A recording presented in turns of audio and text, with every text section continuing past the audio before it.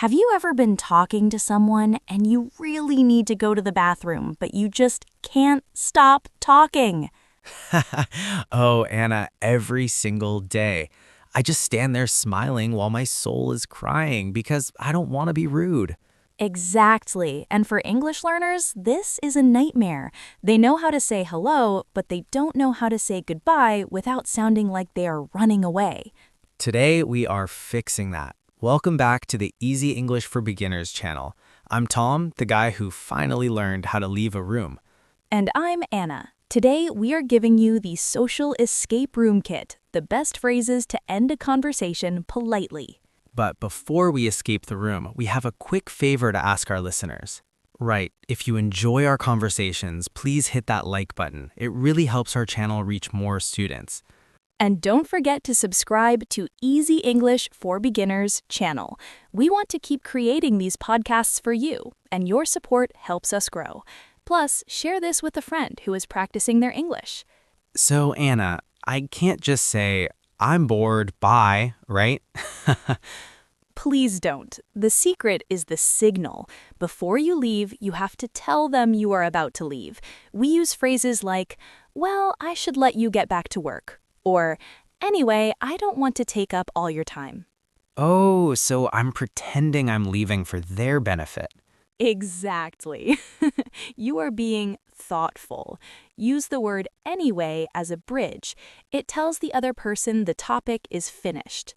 Do I need a big dramatic reason, like my house is on fire? No. In English, the best reasons are short. I have a meeting starting soon. I need to go grab some groceries.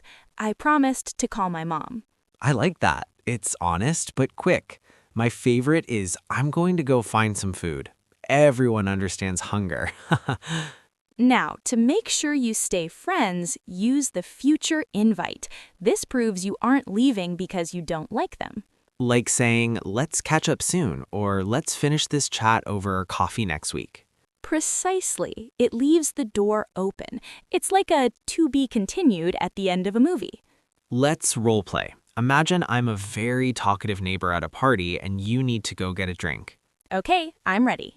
And that is why my cat only eats organic salmon on Tuesdays. It's very important for his fur, you know? Wow, Tom, that's so interesting. Anyway, I don't want to keep you from the snacks, and I actually need to go refill my water. It was so great catching up about your cat. Oh, sure, go ahead. Let's talk more later, okay? Have a good night. Wow, that was so smooth. I didn't feel hurt at all. I felt like a cat expert. Now, at work, it's a bit different. You can't talk about cat salmon. You can say, it was great chatting, but I've got to get back to this report. Or, I'll let you get on with your day. That one sounds very professional. Yes, it's the magic sentence of the business world.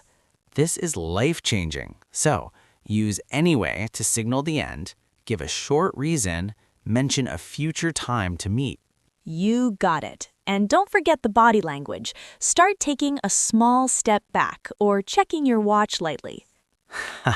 Not every 5 seconds, though. No, just once. Now we want to hear from our listeners. What's your favorite way to say goodbye? Do you have a magic phrase in your language? Tell us in the comments. And if you want to exit this video politely, please click the like button first. And subscribe to Easy English for Beginners channel so you never miss a lesson. Thanks for hanging out with us. See you next time. Bye-bye.